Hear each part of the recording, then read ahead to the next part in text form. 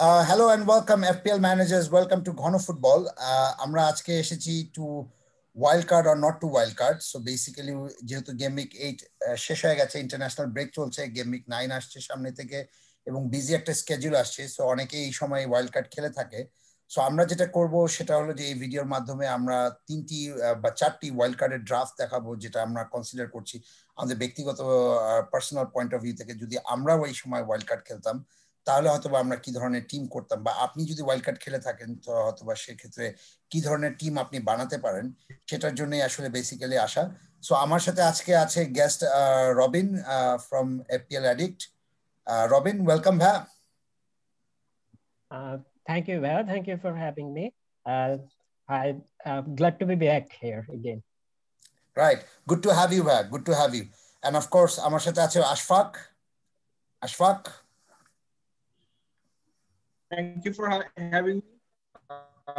Recurrent on the show. Glad to be here. Pranay. Hello, welcome.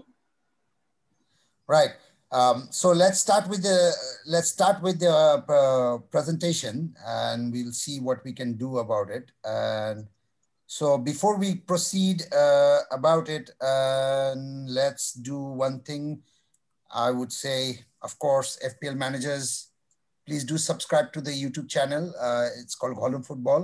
And আমাদের, of course, social media pages আছে. You can follow us for all FPL updates on Facebook, on Twitter, and also on Instagram. So please do give a follow to get all the updates. Right, so let's start with the wildcard team. And the first draft, আমাদের যেটা আছে সেটা হলো Robin. Robin, take us through here. Yeah, sure. আচ্ছা, আমি যদি উইকে wild card খেলতাম তাহলে আমার প্রেফার্ড গোলকিপার অপশন হতো অবশ্যই আমি মার্টিনেজকে প্রেফার করি, বিকজ আমি গোলকিপিং এ 10 মিলিয়ন বা 9.5 মিলিয়নের মধ্যে বাজেটটা রাখতে চাই সব সময়। সো ওই ক্ষেত্রে আমি মার্টিনেজকে প্রেফার, যদি ওর প্রাইস এখন প্রবাবলি 4.8। সো স্টিল ওর ফিক্সচার যদি দেখে আপনি game week 9 to up to game week 15 পর্যন্ত ওকে খেলাতে পারবেন। আপনার you don't need another alternative goalkeeper. Okay, so একটা গোলকিপার দিয়ে আপনি পুরো গেম উইক 15 পর্যন্ত ইজিলি খেলতে পারবেন। সো এই জন্য আমার গোলকিপিং এ মার্টিনেজ। এরপর আসি আমি ডিফেন্সে আমি একটু সবার কাছে সারপ্রাইজিং লাগতে পারে, সেটা হচ্ছে আমি ম্যান সিটি ডিফেন্ডার নিয়েছি।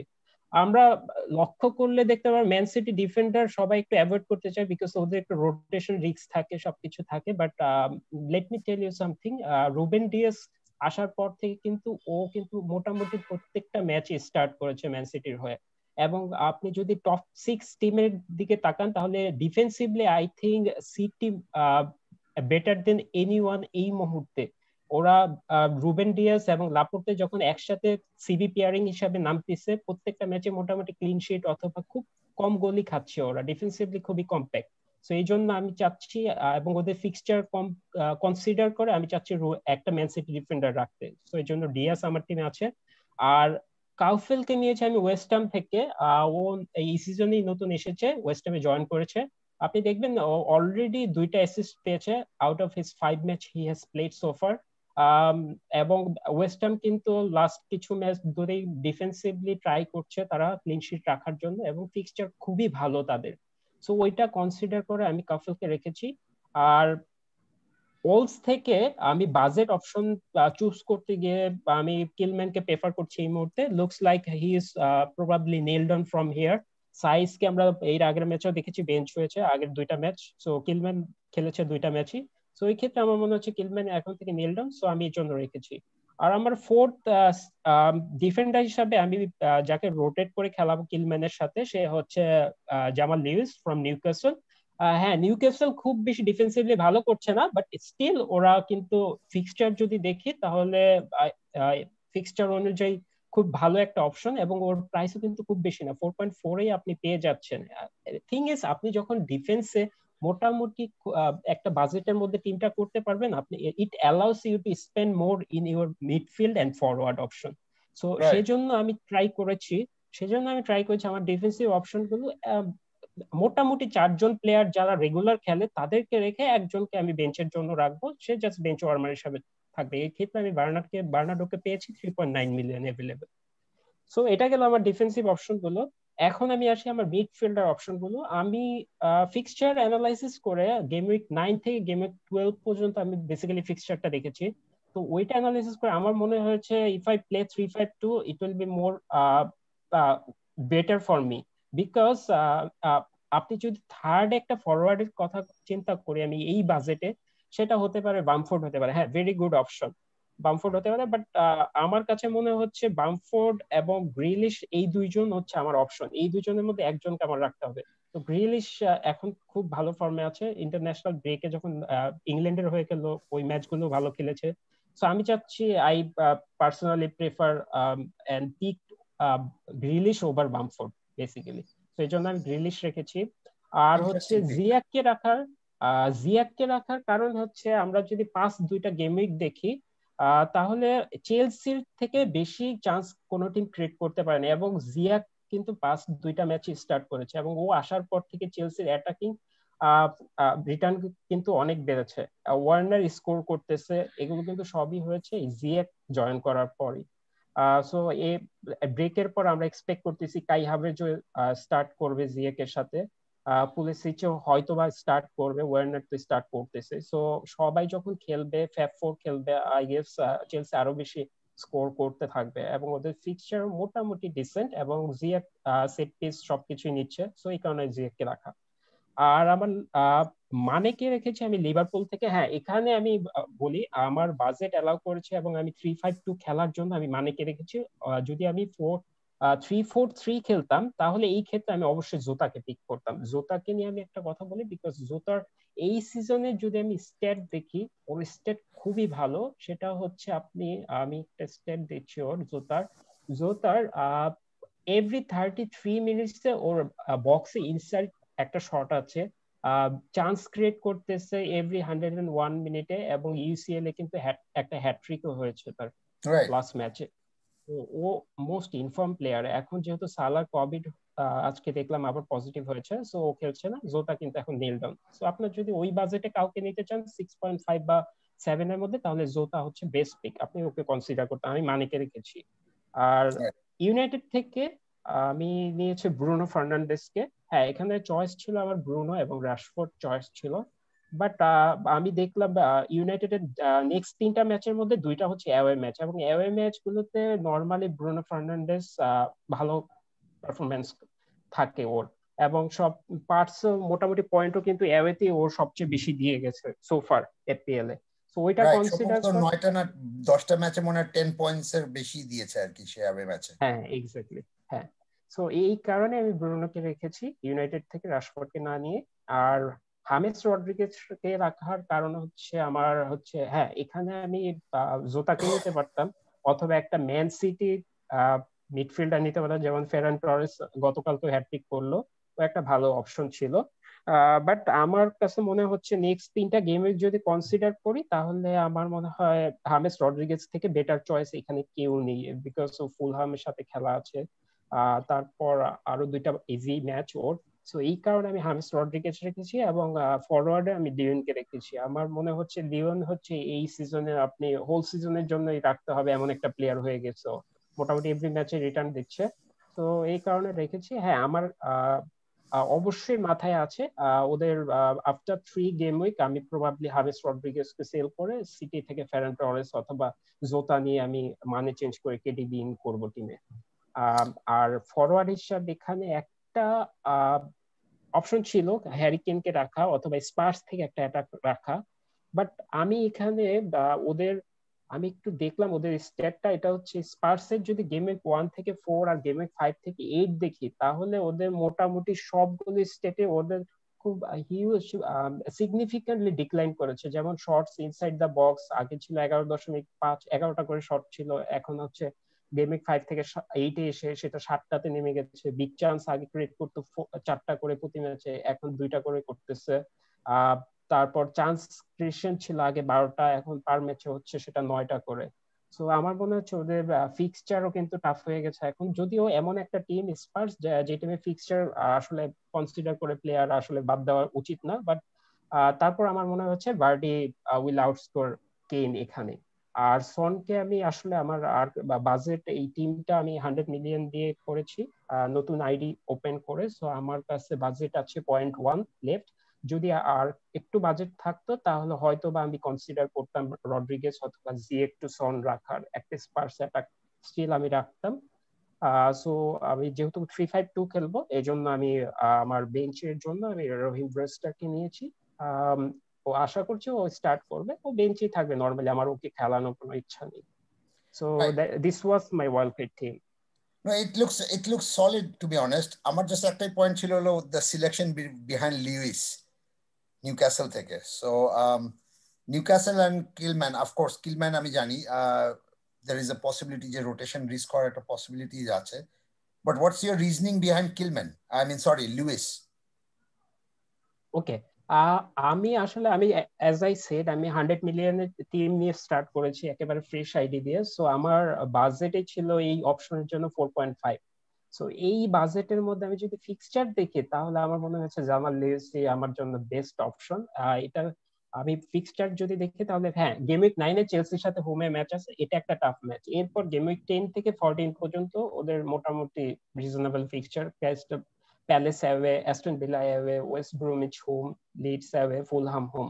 এর মধ্যে আমি ওকে খেলানোর ইচ্ছা আছে আমার ওয়েস্ট ব্রুমিচ হোম ম্যাচটাতে, ফুলহামের সাথে খেলানোর ইচ্ছা আছে, প্যালেসের সাথে অ্যাওয়ে ম্যাচটাতে হয়তো বা আমি খেলাবো। সো এই তিনটা ফিক্সচার কনসিডার করে আমার মনে হচ্ছে ও খুব ভালো একটা রোটেশন প্লেয়ার হতে পারে, সেই কারণেই না। Interesting.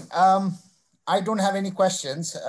Anybody else has any questions? Otherwise, we move to Ashfaq's team. So I had a couple of concerns. So first of all, team looks solid.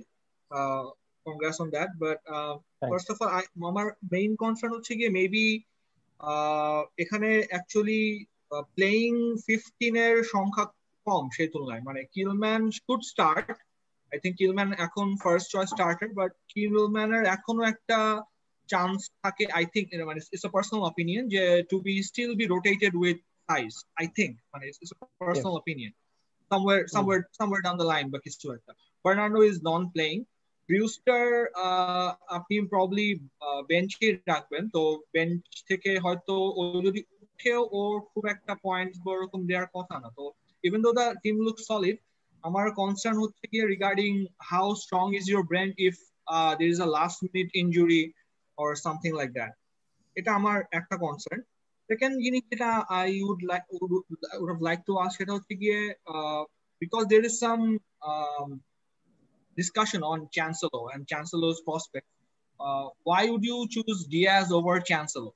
এটা একটা, and why is there why you are avoiding City attack altogether? Okay. Robin, you have to answer that question. Sorry, Robin, you have to answer that question in 1 minute. Okay, sure. First question অ্যান্সারটা হচ্ছে actually আমি আপনার টিমটা দেখার পর আমি দেখেছি কিছুক্ষণ আগে আপনার টিম, আমি লিভারপুল থেকে নেক উইলিয়ামস নেওয়ার ট্রাই করব, যেহেতু ও স্টার্ট করবে, অথবা ফিলিক্সকে নেওয়ার ট্রাই করব। 4 মিলিয়ন আমার বাজেট হয়ে যাবে। সো আমার 5টা ডিফেন্ডার মোটামুটি রেগুলার হয়ে গেল ওইখানে। আর ম্যান সিটি থেকে আমি ক্যান্সেলকে নেইনি, এর কারণ হচ্ছে মেন্ডি অথবা আকের সাথে রোটেশনের একটা চান্স আছে। অন্য ক্ষেত্রে ডিএস মোটামুটি নীল ডন। সো এই ক্ষেত্রে আমার মনে হচ্ছে ক্যান্সেলের থেকে ডিএসটা বেটার ডিল। আর ম্যান সিটি থেকে অ্যাটাক কমপ্লিটলি আমি ইগনোর করেছি। এর রিজনটা হচ্ছে আমি আসলে ওদের দেখতে চাচ্ছি কি জিসাস অথবা আগুয়েরো আসার পর কেডিবি অথবা স্টার্লিং কে বেশি ভালো খেলতেছে, এটা একটু মনিটর করে তারপর আমি এখানে ওদের একজন নিতে চাচ্ছি। সো এই মুহূর্তে আমার মনে হচ্ছে ফার্নান্ডেজ ওয়ে বেটার অপশন দেন স্টার্লিং অথবা কেডিবি, এবং কেডিবি লাস্ট 2টা ম্যাচে খেলেছে। সো ওইটা চিন্তা করে আমার মনে হচ্ছে ফার্নান্ডেসই বেটার হবে। Interesting logic. Okay, that's very good. I wonder, that is very sound thinking, to be honest. So let's move to the Ashfaq's team.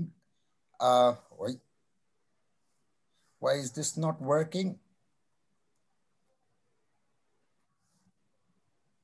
Sorry. Yeah, now it's working. Ashfaq.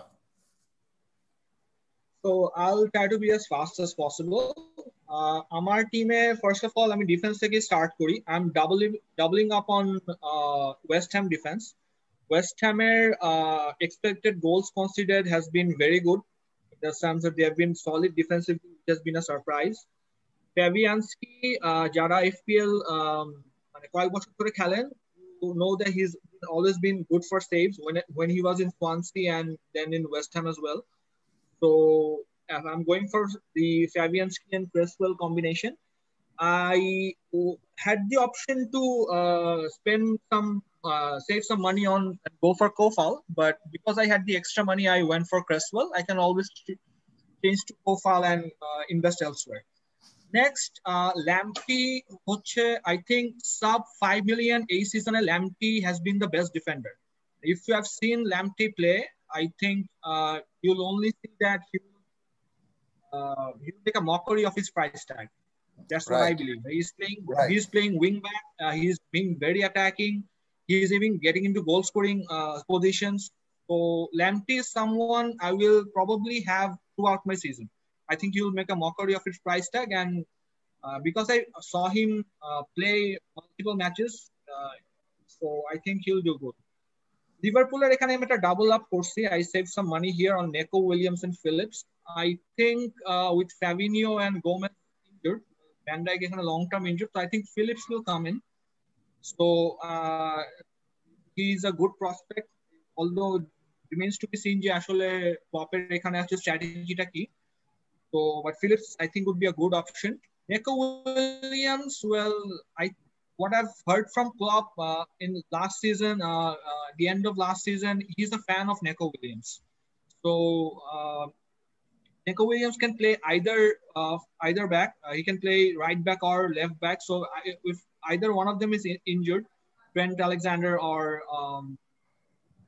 Robertson, Milner can come in, but Neco is a good prospect as well. And if he doesn't, he's always the fifth midfielder. I was about to ask you that. Right. Right. But anyway, you answered the question.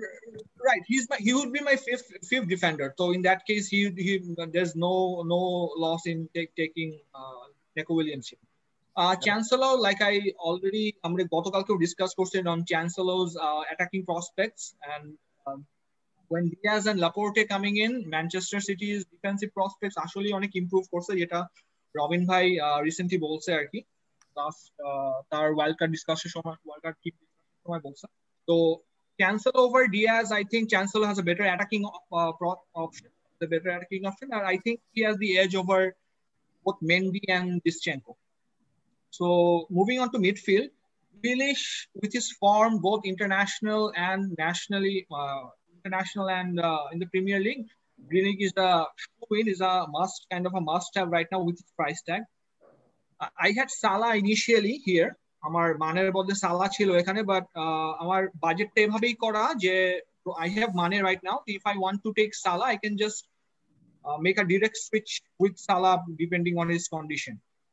De Bruyne is a player I think not many people are considering right now, but De Bruyne's underlying stats are really great.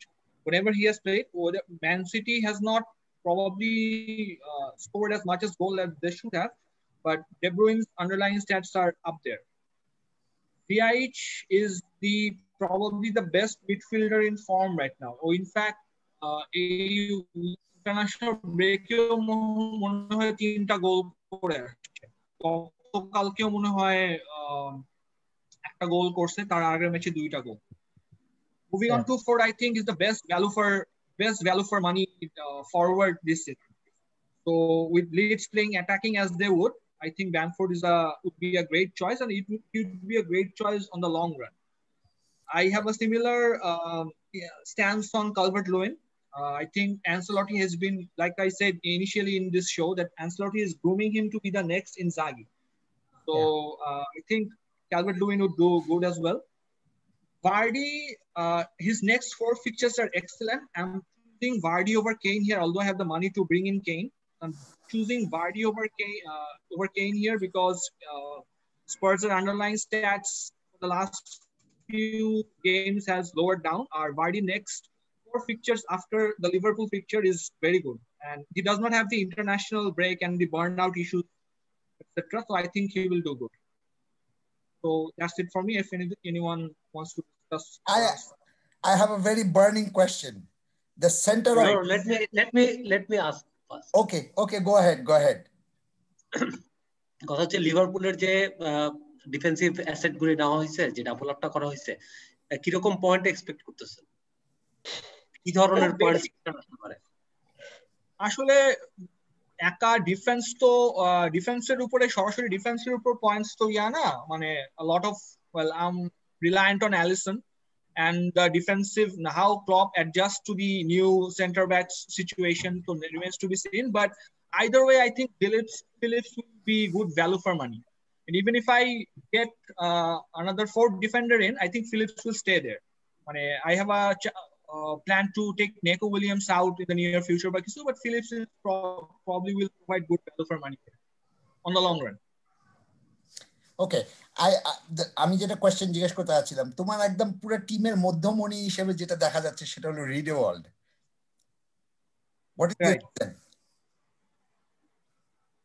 এখানে মধ্যমণি নিয়ে কিছু নাই, এটা আমার একটা OCD আছে, it's kind of an OCD of mind. সেটা হচ্ছে গিয়ে I tend two pick my players depending on their placement. You will see Cresswell is at left back, you will see Lamptey as right back, Ziyech and Grealish is on the wing, and Ridwell is at the middle. So you get my gist. I get it. Now I get it. No, I have that habit too, but I can't do it often. আমি একটা পর্যায়ে যে করা I can't as well. Wildcard was an option, so I did it. It's an OCD. আর কিছু না। No, but I have that too. এবং আমি একটা পর্যায়ে যা বিরক্ত হয়ে যাই, তারপরে দত্তেরিকা যেরকম আছে সেরকমই থাক। সম্ভব না। No, I get it. So anyway, let's move to the next one. Pranay.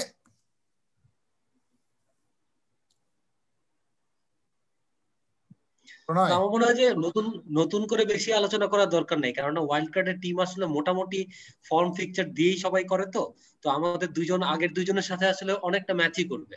So mainly আমার মনে হয় যে ডিফারেন্সিয়াল শুধুমাত্র ওয়াটকিন্স আমার দলে, ব্যামফোর্ডের জায়গায় আমার হচ্ছে কি ওয়াটকিন্স আছে। তো আমার মেইন লজিক হচ্ছে কি আসলে নেক্সট 6টা ফিকচার খুবই ভালো অ্যাস্টন ভিলার, এই কারণে অ্যাস্টন ভিলাকে ট্রিপল আপ করা। ডিফেন্সিভলি মার্টিনেজ থাকছে, আর গ্রিলিশ আর ওয়াটকিন্সই তো সব ম্যাক্সিমাম গোলে আছে আর কি ভিলার দিকে। ভিলার যদি হচ্ছে গিয়ে অ্যাটাকিং প্রসপেক্টে দেখি, তাহলে এই দুইজনই ম্যাক্সিমাম গোলে হচ্ছে গিয়ে কন্ট্রিবিউশন আছে। সো এই দুইটা ডাবল আপ করার চিন্তা ছিল। আর আপাতত আমার লিভারপুলের কোনো অ্যাসেট এখানে নেই, মিডফিল্ডেও নেই অথবা ডিফেন্সেও নেই, বাট আমার 2.8 মিলিয়নের মতো আর কি বাজেট এক্সট্রা এখনো রয়ে গেছে। সো এটা হচ্ছে কি ইনিশিয়াল ফার্স্ট গেম উইকের জন্য, মানে ওয়াইল্ড কার্ডের পরে আমরা নেক্সট যে 9 গেম উইক সেটার জন্য এই টিমটা। এরপরে যেহেতু আমাদের একটা ট্রান্সফার থাকবে, সো আমি তখন হচ্ছে গিয়ে যে কোনো একটা ট্রান্সফার করে আইদার জিএস অথবা গ্রিলিশ অথবা ফার্নান্দেজ যে কোনো একজনকে সরিয়ে আমি আসলে এক্সট্রা মানি ইনভেস্ট করতে পারবো। ইভেন আমি ওয়েসামকে সরাই হচ্ছে কি ওখানে জোটাকে প্লেস করতে পারবো। সো এই ধরনের চিন্তা থেকে আপাতত ফার্স্ট গেম উইকের জন্য এই টিমটা করা। আর ডিফেন্সে যদি বলি, আমার ওয়েস্টারগার্ড নিয়ে এখনো যথেষ্ট আর কি কনফিউশন আছে। আপাতত রাখা হয়েছে কারণ ও খুবই ভালো পয়েন্ট রিটার্ন করছে, অ্যাটলিস্ট 6 এর উপরে এভারেজ আছে, বাট নেক্সট গেম উইক গুলি খুবই ডিফিকাল্ট, এই কারণে আপাতত রাখা। বাট যেহেতু আমার 5টা প্লেয়ার আছে, 5টা প্লেয়ার আমি ডিফেন্সে খেলাতেই পারবো যে কোনো সময়, আর 5টা আমি খেলাবো না, হয় 3টা নইলে 4টা। তো এই কারণে আমি অ্যাটলিস্ট অপশন হিসেবে রেখেছি। তো এটা অ্যাভয়েড করা যেতে পারে। এখানে আমার মনে হয় যে আশফাকের মতো আশফাক যেভাবে বাজেট প্লেয়ার নিয়েছিল, সেরকম একটা প্ল্যানও এখানে করা যেতে পারে। এখন সবাই আমারটা কপি করতেছে, রাইট? আমরা সবাই কপিবাজ, ঠিক আছে? না, এটা একটা ভালো অপশন দেখা দিচ্ছে, কারণ খুবই প্লেয়ার রেখে আমি জানি না যে আসলে প্লেয়ারটা রাখবো কোথায়। আমি কি সনকে রাখবো? সনকে আমি রাখতে পারবো না। আমি আসলে কাকে রাখবো? স্টার্লিং কে এখানে আবার এফোর্ড করতে পারবো না আমি যদি রিলিশ অথবা জিএস এর সাথে মানে সোয়াপ করতে চাই। সো এটা খুবই ডিফিকাল্ট একটা চয়েস যে আমি কাকে রাখবো আর কাকে ছাড়বো। সো আমার মনে হয় যে আশফাকের যে টিমটা ছিল সেটাতে হচ্ছে কি অনেক বাজেট কম্প্রোমাইজ করে ডিফেন্সে আমরা হচ্ছে কি অ্যাটলিস্ট মিডফিল্ডে এবং অ্যাটাকিং এ ভালো প্লেয়ার রাখতে পারি। ওয়ার্নারকে এখানে রাখা যেতে পারে কালভার্ট লুইনের জায়গায়। আমি জানি না যে এটা কতটুকু ওর্থ করবে, কারণ কালভার্ট লুইনের যে ফর্ম এবং যে ধরনের পয়েন্ট রিটার্ন করছে ওয়ার্নার সেরকম করছে না। বাট আমার মনে হয় যে নেক্সট 4-5টা গেম উইকে চেলসির অ্যাটাকিং প্লেয়াররা খুব ভালো পয়েন্ট পেতে পারে। অলরেডি লাস্ট 2টা গেম উইকে খুবই ভালো রিটার্ন করছে। তো আমার মনে হয় যে নেক্সট গেম উইক গুলিতে চেলসির প্রসপেক্ট ভালো হবে অ্যাটাকিং এর দিক থেকে। সো অ্যাটলিস্ট অনেকে ডাবল আপও করতে পারে জিআইএস অথবা ওয়ার্নারের সাথে, সেটা একটা ভালো দিক হতে পারে। বাট আমি আপাতত আমার যে ফরওয়ার্ড লাইন সেটার উপর স্টিক থাকবো, কেননা এই তিনজনেরই আসলে খুবই ভালো মানে ফিকচার আছে, ফর্মও খুবই ভালো, ফিকচারও খুবই ভালো। তো আমার মনে হয় যে আপাতত এই বাজেট দিয়ে এই তিনটা ফরওয়ার্ডকে রাখাটা মানে বেটার চয়েস হবে। Yep, I have no questions in this team, to be honest. I do. First of all, it's a genuine question. আপনার মানে বুকে পাথরটা নিয়ে বলার কিছু না বা কিছু, but genuine question. So since we all know that Salah is COVID positive, is not playing, etc. Why aren't you considering Mane? And so my second question is, if you're willing to invest 4.7, why aren't you not considering Lamptey? Okay, so first হচ্ছে কি ল্যাম্পটির বিষয়টা আসি। আমার already 5টা কিন্তু playing defender, 5 জনই খেলছে। So এখানে প্রবলেমটা হচ্ছে কি ল্যাম্পটি যদি থাকে তখন আমার চয়েস তৈরি হয়ে যাবে যে আমি কি ল্যাম্পটিকে খেলাবো কি খেলাবো না। ল্যাম্পটিকে খেলালাম, পয়েন্ট দিল না, যেদিন বসাবো সেদিন পয়েন্ট দিবে। সো এই ধরনের ডিলেমাকে আমি হচ্ছে কি অ্যাভয়েড করার জন্য আসলে ল্যাম্পটিকে সরানো রাখছি। সো এটা আমার সাথে প্রচুর হয়। আমি লাস্ট কয়েকটা গেম উইকে ডালাসকে নিয়ে এটা খুবই ভুগছি। আমি ডালাসকে যখন খেলাই তখনও 1 পয়েন্ট দেয়, ডালাসকে যখন বেঞ্চে রাখি তখনও 6 পয়েন্ট দেয়। সো এটা আমার জন্য খুবই বড় একটা ডিলেমা। এই ডিলেমাটাকে আমি কনসিডার একদমই করবো না, এই কারণে আমি আপাতত এই ডিফেন্স ফরমেশনটা রেখেছি। আর লিভারপুলের ফার্স্ট ম্যাচটা আমি কত সমস্যা, এক একজনের এক এক ধরনের সমস্যা থাকে আসলে, এটা আমার এক ধরনের বাতিক বলতে পারি। তো যাই হোক, আর লিভারপুলের প্রথম গেম উইকে আমি আসলে লিভারপুলের প্লেয়ার গুলিকে অ্যাভয়েড করতে যাচ্ছিলাম। একে তো লেস্টারের সাথে খেলা, সেকেন্ডলি হচ্ছে গিয়ে এটা একটা শকিং পজিশন, 4টা ডিফেন্সিভ লাইনের রেগুলার স্টার্টার নাই, সালা নাই। তো আমি এখনো শিওর না যে আসলে মানেকে রেখে আমি আসলে ভালো পয়েন্ট রিটার্ন পাবো নাকি আমি ডি ব্রুইন অথবা ফার্নান্দেজের কাছ থেকে ওর থেকে বেশি রিটার্ন পাবো। তো আমার মনে হয়েছে যে আপাতত যেহেতু টিম ফরমেশনে ম্যানচেস্টার ভালো খেলছে, 2 ম্যানচেস্টারই ভালো খেলছে, জিয়াস ভালো খেলছে, গ্রিলিশ ভালো খেলছে, সো আমার মনে হচ্ছে যে ফার্স্ট গেম উইকের জন্য আমি এটা হোল্ড করতে পারি। সেকেন্ড গেম উইকে আমার যদি মনে হয় যে না, ফার্স্ট লেস্টারের সাথে যদি ভালো খেলে এরপরে ফিকচার গুলি কম্পারেটিভলি ইজি, তো আমি তখন চিন্তা করব যে লিভারপুলের মিডফিল্ড এবং ডিফেন্সিভ লাইন থেকে কাউকে না। সো এক গেম উইক পরে আমাদের হাতে একটা ট্রান্সফার আসবে। সো ওই ট্রান্সফারটা কত আছে? 2.8।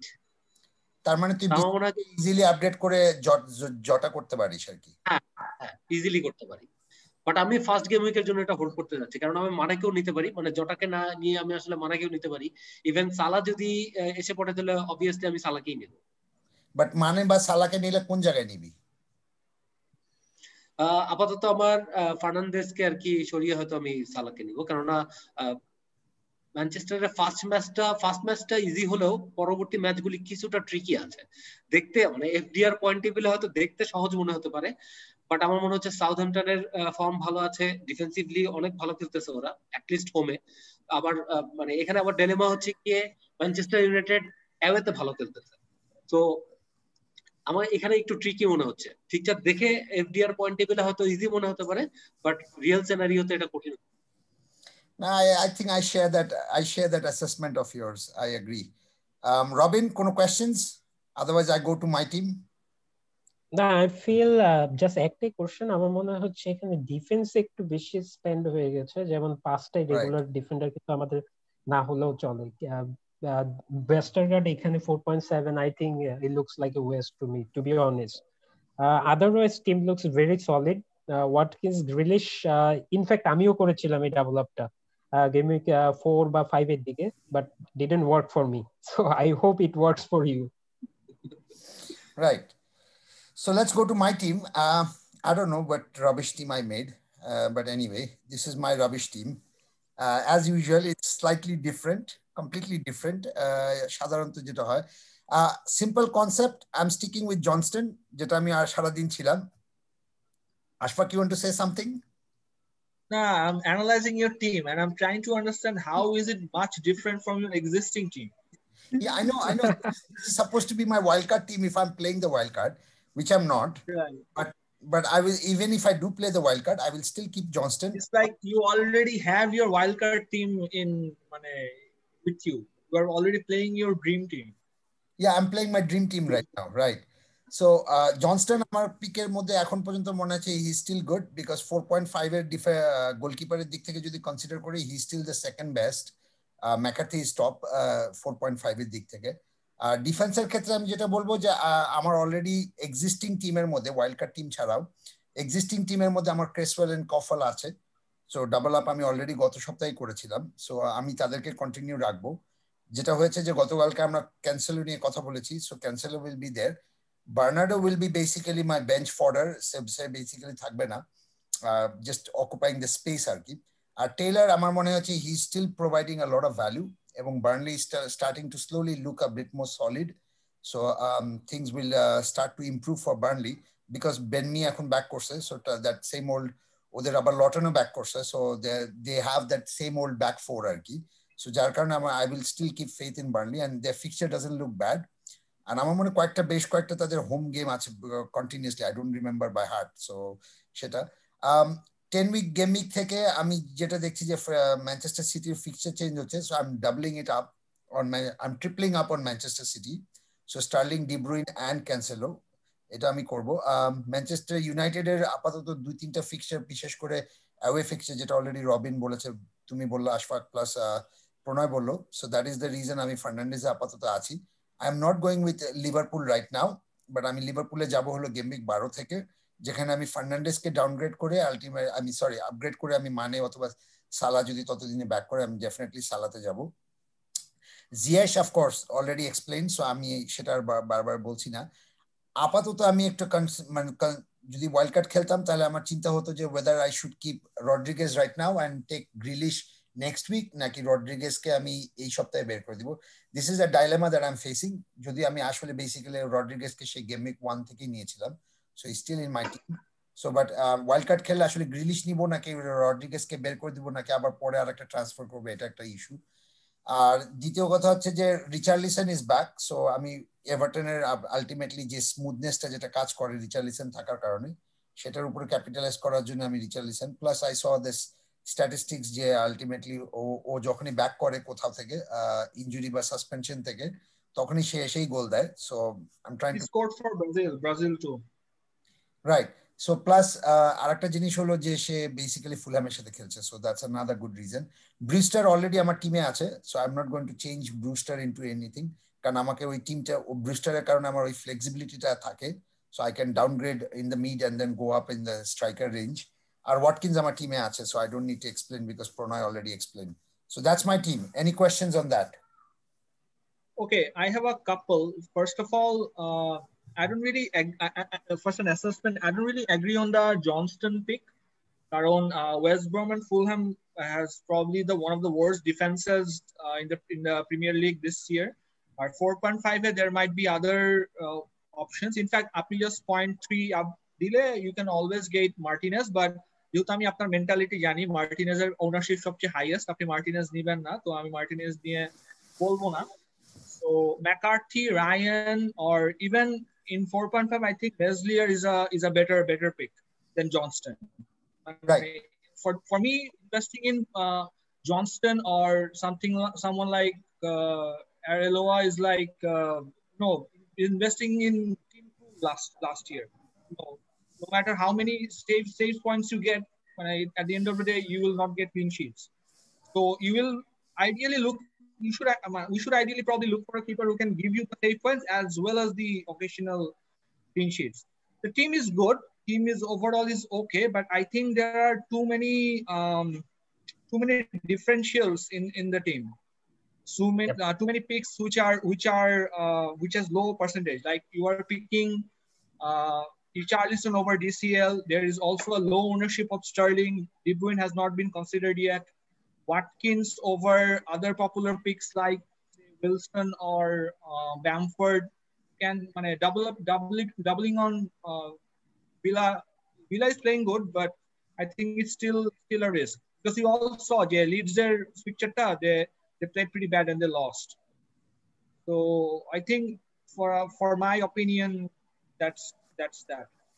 No, I agree. I mean that's the way I play, to be honest. And 4.5 আমার কাছে আমি কখনো গোলকিপারের ক্লিন শিট এক্সপেক্ট করি না। I never go for goalkeeper, কারণ I look for a goalkeeper যে আলটিমেটলি আমাকে সেভ পয়েন্ট দিবে, and that's something I want to see before I invest in a goalkeeper, যেটা আমি দেখছি জনস্টনের ক্ষেত্রে। So that's why from the very beginning আমি জনস্টনের ক্ষেত্রে গেছি, এবং এখন পর্যন্ত যে দেখা যাচ্ছে আমরা পয়েন্ট টেবিলে দেখবা যে he is still the second best goalkeeper in terms of 4.5. McCarthy top, no doubt, but he's the second best. আর লিডসের ক্ষেত্রে আমি যেটা বলবো যে লিডস এত বেশি পজিশন নিয়ে খেলতেছে, like I don't think Meslier is getting that many shots to block, to be honest. আমি বলছি না যে মেসলিয়ার কোনো শটই ব্লক করছে না, বাট মেসলিয়ারের শট ব্লক করার টেন্ডেন্সিটা অনেকটা কম ইন কম্প্যারিজন টু জনস্টন যদি আমি তুলনা করি। সো সেই দিক থেকে আমি জনস্টনের ক্ষেত্রে যতটুকু সেভ পয়েন্ট, যেটা আমি মেইন টার্গেট আমার, সেটা আমার আছে। ডিফারেন্সিয়াল আই ডু অ্যাগ্রি, আমি সবসময় ডিফারেন্সিয়াল টিম খেলার চেষ্টা করি।